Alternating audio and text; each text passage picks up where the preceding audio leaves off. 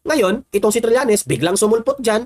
Di ko nga alam bakit pinayagan ng Kongreso na makapunta dyan si Trillanes. Nagpipresenta siya ng walang basihan. Okay? Hindi lang naman si former President Duterte ang kanyang target. Tinarget niya si VP Sara, tinarget niya si Tatay Digong, tinarget niya yung asawa ni VP Sara, tatapos lahat na, si Pulong Duterte, lahat na. Tinarget niya lahat. Katawa-tawa nga eh. Narito ang Balitang Pinoy TV.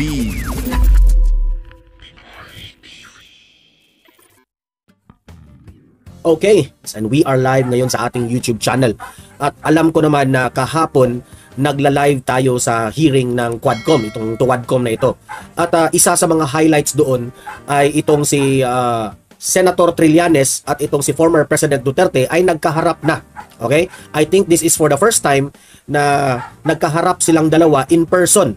Okay? Kasi kung matatandaan natin, yung mga patutsada ni former President Duterte at itong si Senator Trillanes ay lahat sa media lamang. Ngayon na nagkaharap sila, medyo i-explain ko sa inyong lahat dito sa Donmar TV bakit uminit ang ulo ni Tatay Digong, ni former President Duterte sa hearing kahapon na halos, di ba, kitang-kita nating lahat na halos yung mikropono po ng plenary halos itapon ni former President Duterte kay Trillanes. Ako nga sabi ko sa sarili ko, sana tinuloy yun ni Duterte na itapon talaga yung mikropono sa mukha ni Trillanes. Di ba? Pero, considering na sa init ng ulo ni former President Duterte, may dahilan yun. Which is, at the end of the anong tawag doon? Commotion, no? At the end of the commotion, humingi po ng tawad si former President Duterte sa chairman, okay? Ng Tuwadcom. Humingi siya ng tawad na, sorry sir, nadala lang po ako sa init ng ulo. So, hindi naman natin pwedeng i-deny yan. Dahil yung Tatay Digong natin, mainit talaga ang kanyang ulo sa mga taong bastos. Diba? Kilala natin si Tatay Digong, which is yung pagtapon ng mikropono, the act of yung tinapon yung mikropono, hindi na kontrolado ni Duterte yon, sarili niya, dahil yon sa galit at init ng ulo. Ngayon, alamin natin bakit uminit ang kanyang ulo. Bakit niya halos itapon yung mikropono kay Trillanes? Unang-una, bakit niya hindi itinuloy ang pagtapon? Kasi nandyan po si Senator Laila de Lima, dating Senador Laila de Lima, which is kilala natin si Tatay Digong na hindi naman yan papatol ng babae. Di ba? If you will go around the mga debates na nangyari kay former President Duterte, kahit nga si Hontiveros, di ba? Hindi niya masyadong papatulan ng isang babae dahil nga merong ugali si former President Duterte na maka-gentleman pa rin. Okay? So kung itinapon niya yung mikropono, I believe so na matatamaan si Senator Laila de Lima, dating Senador Laila de Lima. Matatamaan talaga. Okay? So, nandyan pa rin yung respect Kaya nga, nakita ko yung hearing kahapon, medyo nakontrol sila lahat ni former President Duterte. Kahit anong ibabato nilang questions, ulit-ulit na nga yung questions, nakakasawa na yung mga questions na ginagawa nila. Kaya nga, kung makikita mo sa mga answers ni former President Duterte, sawang-sawa na siya, paulit-ulit yung questions. Tapos, dito siya medyo uminit dito sa pagdating ni Trillanes. Sa tingin ko itong pagdating ni Trillanes, medyo panggulo lang Di ko nga alam kung itong si Trillanes ay parte ito sa script ng mga Tuwadcom. Bakit sinali pa ito? Okay? So, ipapakita ko mismo ang video na yan, lahat-lahat na in-explain ko ngayon. Ipapakita ko sa inyo at i-analyze natin.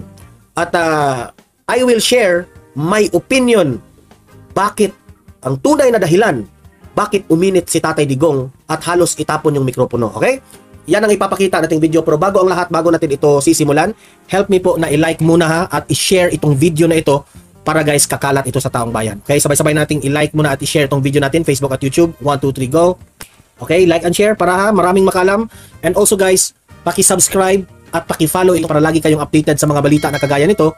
At ma-notify ang inyong mga cellphones kung meron tayong breaking news. Okay? So, kagaya nito, breaking news ito. So, sabay-sabay natin i-follow, i-subscribe, Facebook at YouTube. Ready? Follow, subscribe. 1, 2, 3, go! Ayan, thank you very much. Ating panuurin po yung pagtapon ng mikropono ni former President Duterte dito sa aso na tinatawag nilang si Trililing. Okay? Ano ba ang dahilan dito? Okay? Kasi po, ganito yon. Si Trillanes, very obvious naman si Trillanes na lahat ng mga inipresenta niya dito sa hearing ng Tuwadcom, nag-aakusa siya na merong ganitong pera, ganun, may bangko raw, hanggang humantong ito sa, di ba, gusto nilang papipirmahin itong si former President Duterte. Di ba? Kasi po, yung mga akusasyon ni Trillanes, kung yan ay totoo, Trillanes, magpresenta ka ng ebidensya at i-file mo dyan sa court. Sa ako ha, and this is my own opinion and this is my own analysis. Si Trillanes po, kasama siya sa ako ha, ito yung aking analysis. Kasama siya sa script ng Tuwadcom. Okay? Very obvious. Sa lahat-lahat dyan, gusto naman natin na masolve yung sinabi nilang AJK sa War on Drugs ni Duterte. Gusto natin mapakinggan ang side ni former President Duterte at mapakinggan natin yung mga di umano, sabi nila, mga biktima rito sa AJK. Okay? At ano ang pwedeng batas na gagawin nila na hindi ito maulit. Okay? Kasi pinagdidiinan nila, sa hearing na ito, pinagdidiinan nila na si Duterte talaga ang may kasalanan. Hindi effective ang war on drugs. Yun ang pinagdidiinan sa hearing na yan. Okay? Very obvious. Lahat pinatawag, paulit-ulit na nga yung questions, di ba? Talagang itatanim nila, i-inject nila sa taong bayan, paulit-ulit, para malaman ng taong bayan, may kasalanan talaga si Duterte. Yung mga sinasabi ni Duterte, pati nga, kaya nga sabi ko, pati mga dating mga speeches, mga dating statements ni former President Duterte, kinakalkal nila. Kinakalkal nila, which is, nagiging personal na po ang kanilang investigasyon. Di ba? They are not already talking about the system of government ni former President Duterte kung paano nila hinandol yung war on drugs. Kundi, tinatanong nila si Duterte, dati mo itong sinabi, bakit mo sinabi ito? Ganun, ganyan. Nagiging personal na, which is very wrong. Ngayon, itong si Trillanes, biglang sumulpot dyan. Di ko nga alam bakit pinayagan ng Kongreso na makapunta dyan si Trillanes. Nagpipresenta siya ng walang basihan. Okay? Hindi lang naman si former President Duterte ang kanyang target. Tinarget niya si VP Sara, tinarget niya si Tatay Digong, tinarget niya yung asawa ni VP Sara, tatapos lahat na, si Pulong Duterte, lahat na. Tinarget niya lahat. Katawa-tawa nga Too good to be true. Pati nga si Hanilet, yung asawa ni former President Duterte, na masasabi nating businesswoman yon. Nagbi-business yung asawa ni former President Duterte. Dinamay na ni Trillanes. Too good to be true kasi nagpapakita pa siya doon ng mga di ba? Nagpapakita siya ng mga kung ano-anong mga slides, PowerPoint, no? Ipinakita yung ganito, ito yung mga expenses ng mga bangko, hanggang sa humantong ito na gusto nilang pabuksan itong mga bangko na ito ni former President Duterte. Okay? So sabi ni Duterte, I will hang myself kung yan ang mga aligasyon, akusasyon ni former Senator Trillanes. Kung yan ang akusasyon mo, i-prove ko sa inyo na lahat ng sinabi ni Trillanes ay kasinungalingan. To exaggerate the situation na lahat ng mga pinagsasabi ni Trillanes ay puros lamang propaganda at kasinungalingan, si former President Duterte sinabi niya, kung may isang mapapatunayan sa sinabi ni Trillanes, I will hang myself in front of you, Trillanes. Yan ang sabi ni Tatay Digong. Diba? So hanggang humantong ito sa pirmahan. Sabi ni Duterte na pipirma ako. Ano ang kapalit? Diba? Kasi bakit naman wise itong si Duterte, baka akala nyo mauuto niyo itong aming tatay. Wise yan. Matino ang utak. Sabi niya, kasi kung ikaw po, magpapadala ka dito sa mga propaganda nila Trillanes at itong mga Tuwadcom na ito, kung papipirmahin mo para i-open ang mga accounts ni Duterte sa bangko, sinabi po ni, Mig Zuhina, yung ating secretary ng mga moderator, hello po, Mig Zuhina, kung ikaw po ay magpautok sa kanila, talagang madidihado ka. Pero sabi ni Duterte, okay, sige, if yan ang gusto nyo, para patunayan ko na wala akong ganyang pera, patunayan ko sa inyo na lahat ng mga sinasabi ni Trillanes ay mali, papatunayan ko sa inyo, pipirma siya si Duterte. Walang problema. Ngayon na, sabi niya, pipirmahan ko yan. Pero ano yung kapalit? Because it will be unfair on the part of former President Duterte na siya lang po ang dinidihado, dapat may kapalit. Which is very, very tama talaga. Ano kayo, hello? Utot nyo. Dapat patas tayo. Sabi ni former President Duterte, na anong kapalit? Sasampalin ko sa mukha itong si Trillanes in front of the public? Doon na uminit si Trillanes. Nainsulto siya doon eh.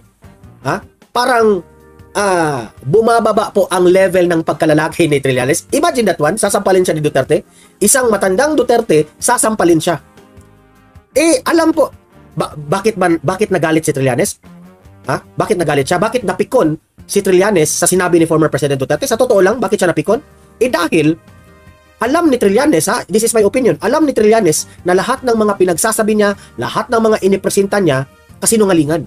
Alam ni Trillanes. At talagang, kung papayag siya sa deal na yon, masasampal talaga siya ni Duterte in public. Kung pumayag siya doon. Kaya hindi siya pumayag. Sige, anong kapalit? Pipirma ka rin, Trillanes, na pipirma rin si Trillanes, pasasampal ako kapag lahat ng itong mga sinasabi ko, walang tumukma sa isa sa mga sinasabi ko, sampalin. Takot ka kay Duterte. Sa sobrang pikon ni Trillanes, bakit nagalit si former President Duterte? Ito na yung dahilan na sinasabi ko sa inyo. Ito yung dahilan bakit uminit si Tatay Digong kay Trillanes. Kasi napikon na si Trillanes, may sinabi siya ni Tatay Digong off the mic. Hindi naman nakita si Trillanes, no? I think sa ibang station siguro may naka-video kay Trillanes, but sa official na video ng House of Representatives, si Duterte lang po ang tinutok ng kamera. Pero madidinig ko yung boses ni Trillanes na may sinabi siya dito kay Tatay Digong that lead to the commotion na halos itapon po ni Tatay Digong yung mikropono. May sinabi si Trillanes. Remember, noong panahon na nagdidebate si Alan Peter Cayetano at itong si Trillanes, na natalo sa debate itong si Trillanes, may sinabi siyang off the mic, no? Hindi na na-record sa mikropono. May sinabi po siya ni Alan Peter Cayetano. Nang uminit rin si Alan Peter. Similar rin ito sa nangyari ngayon. Hindi po mapatapon ng mikropono itong si Tatay Digong kung walang sinabi na, alam nyo nang yung style ni Trillanes na parang bakla ba? Binakla yung style niya eh. May sinabi siya ni Tatay Digong na parang, parang tinutant niya itong si Duterte. Sabi ni Duterte, sus, sa Bisaya pa nga, sinabi niya, lulunin mo, ganun yung sinabi niya, na halos tinapon niya yung mikropono. Sana, tinapon na yun ni Tatay Digong, nandito si Dilima, naawa rin siya dito kay Dilima. Tingnan niyo yung mukha ni Dilima. Nakikilig pang nakita niya si Duterte. At isa pa sa mga kamalian ng mga tuwadkom na ito, bakit nyo si Dilima at si former President Duterte, bakit sinadya nyo talaga na magkatabi silang dalawa? That is very wrong. Dapat nga may, kita nyo sa Senado, may isang gap ng tao. May isa doon na may person in between Dilima and Tatay Digong. Pero sa mga kabalastugan ng script nitong mga tuwadkom na ito, sinadya talaga nila na magkatabi itong si Duterte at si Dilima. Tingnan nyo gaano ka GAGO itong mga wala talaga. Sila pa nga ang nagsabi, kailangan natin mag-proper decorum dito sa proper decorum. Utot nyo. Alam nyo mainit yung tensyon.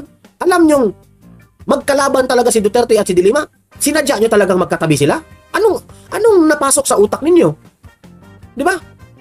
Kung kayo po ay para sa tunay na hearing na para sa kaayusan, hindi nyo dapat tinabi si Duterte at si Dilima. Pero in fairness to Senator Dilima and in fairness to former President Duterte, hindi naman sila ganun ka gulo. Duterte respected Dilima and also Dilima, siyempre natakot rin siya kay Duterte. Hindi naman pinatulan ni Duterte, and I know former President Duterte, hindi naman yan manggugulo ng babae. Di ba? So pasalamat kayo na si former President Duterte. Tinalbog niya, sa totoo lang tinalbog niya lahat ang Kongreso kahapon. Tinalbog niya. And at the same time, he was very humble. Akala ko nga sa totoo lang, na itong si Congressman Abante babarahin ni Duterte Pero Duterte, dito mo talaga makikita na si former President Duterte nirerespeto pa rin niya. Kasi ang pagtingin niya ni itong si Congressman Abante, pastor mautak rin itong si Abante na ini-injikan niya ng mga Panginoon, mga wisdom ng mga Biblia, ganun, ganyan. Hindi siyempre si Duterte, ayaw rin naman i-contradict ni Duterte yung mga ganun. Kasi that is, when you talk about biblical principles, you have also to respect because each biblical principles in a religion, may iba-iba tayong prinsipyo. kung meron man tayong konting diferensya, pero most likely, yun pa rin ang konteksto. Di ba? So, nirerespeto ni Duterte because you are a pastor sa Baptist ba yun? Yung kay Abante. So, you're a pastor, talagang kuan siya. Ganyan naman talaga si Duterte magalang. Pero, I know, in the back of my mind, in the back of the mind of former President Duterte, alam niya na mayabang yan si Abante. Pero, si Abante rin, instead na, ang galing nga yung strategy ni former President Duterte na, instead na si Abante, babato pa ng babato ng kung anong ibabato niya kay Duterte, huminto na. Dahil nakuha na ni Duterte ang respeto ni Abante. Kasi, if you will try to analyze lahat ng mga nagtatanong na mga kongresista kahapon, pinipili ni Duterte yung wala siyang respeto, talagang iniinsulto niya. Look at Castro, iniinsulto niya. Look at Brosas, iniinsulto niya. Kasi yun yung mga taong wala siyang respeto. Pero merong mga kongresista na nagtatanong kay Tatay Digong na hinahandle niya ng respeto, di ba? Kung mapapansin nyo, nire-respeto niya. Tingnan niyo si Paduano. Paastig-astig si Paduano, di ba? Ay, set you in contempt. Ay, hindi ako anong tawag doon? Hindi raw siya talagang magko-contempt siya kahit sino ka pa, sabi ni Paduano. Di napahiya si Paduano kahapon ni Duterte. Sinabihan ni Duterte, "Sir, takot ako sa iyo." That was sarcasm. Sinasarcastic yun ni Duterte na, "Takot ako sa iyo, sir." Di ba? Ang style ni Paduano, paastig-astig. Akala mo kung sino para dapat takot-takutin raw, takot-takutin. Ganyan naman sila Dan Fernandez at si Paduano. Anong ginawa ni Duterte? "Sir, pinawisan yung kamay ko, natakot ako sa iyo." Pero yung mata po ni former President Duterte, it's very clear na sarcastic yun. Parang sinabi ni Duterte, "Takot ako sa iyo, tingnan natin." Hindi po sa totoo lang, hindi po natatakot si Duterte sa inyo. That was sarcastic. That was sarcasm. Duterte was just toying you, Paduano, sa totoo lang. Kasi para kang aso na tahol, pinagtawanan ka nga ng taong bayan na hindi pa nagsimula, high blood ka na. Di ba? Duterte was just toying you. When Duterte said na, "Sir, takot ako sa iyo," that was sarcasm. Ang sinabi po ni Duterte is Ito na nga mga kabalita. Ano na ang masasabi nyo patungkol sa balitang ito? Please comment down below mga kabalita. Pag-usapan natin yan sa comment section. At kung di ka pa nakasubscribe sa ating channel, baka naman